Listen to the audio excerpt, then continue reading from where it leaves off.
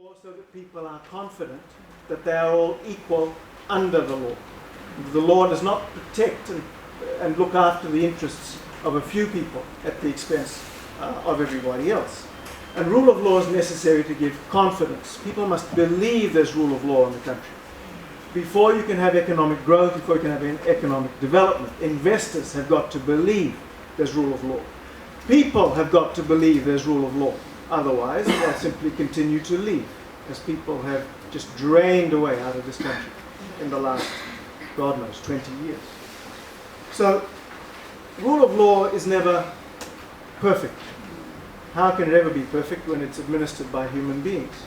But when you decide on who is going to deliver you rule of law, you've really got to decide whether it's going to be politicians, because they are a form of human, or judges. Judges are independent, or they're supposed to be. Judges respect and understand the law. Judges are motivated by logic, by reason, because that's what the rule of law has taught them to respect. And so what I want to talk about very briefly in this Constitution is two things. One, how judges are going to be appointed, because obviously judges have to be appointed in a way that ensures that they are beholden to nobody, that they are independent, that they will dispense justice independently.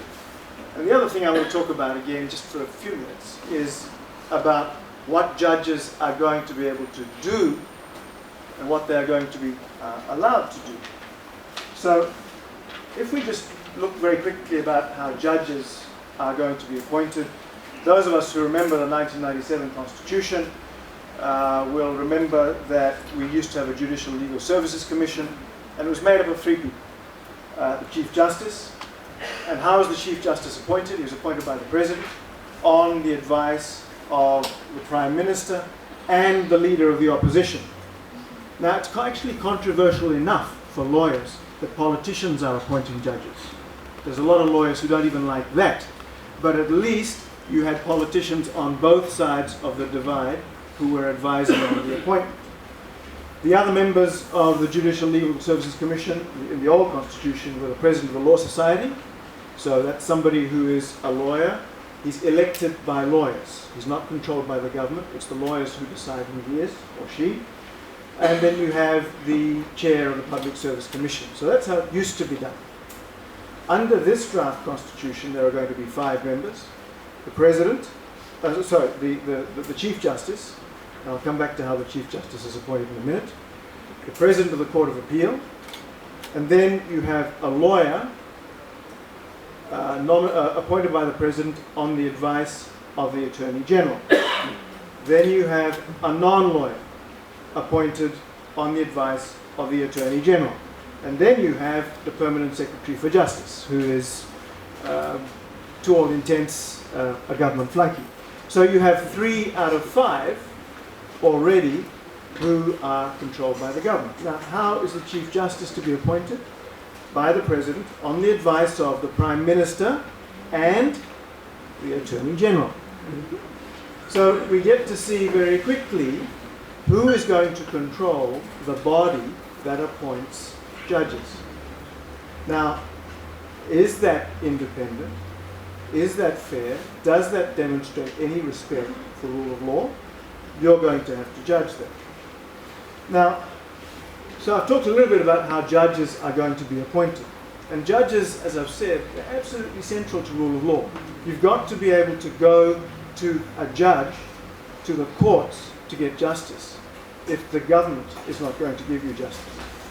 And that's why we have the prerogative writs. That's why we have all of the history, the constitutional history, that the laws of England gave us, which gave judges the right to overturn decisions of the government, because that is what rule of law is. It's not ruled by the government, it's rule of law. Now, if you have a very quick scan over the Bill of Rights under this Constitution, it's quite important to understand what the Constitution says about where judges cannot go. Because judges ought to be able to have a free range over all the laws of the country and say, this is wrong, this is unfair. Somebody's rights have not been preserved or protected.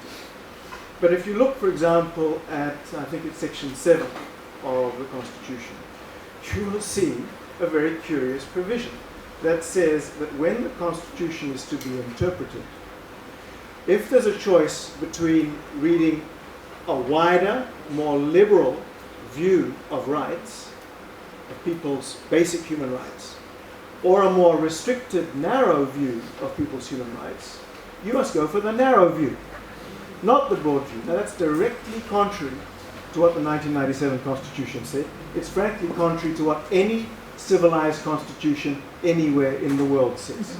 Because the idea is that you respect people's human rights. You give a large and liberal interpretation to people's human rights. You don't read these rights restrictively. There are a whole lot of other curious provisions in there, for example, around freedom of expression. If there is a law that regulates or relates to the regulation or registration of media organizations, well, a judge can't go there.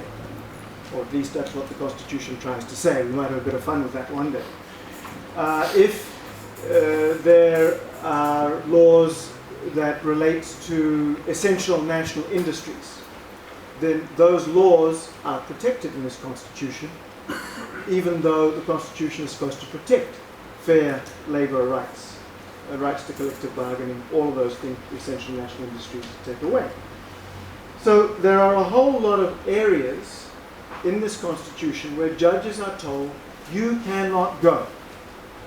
You cannot issue decisions, you cannot interpret people's rights liberally, fairly, expansively.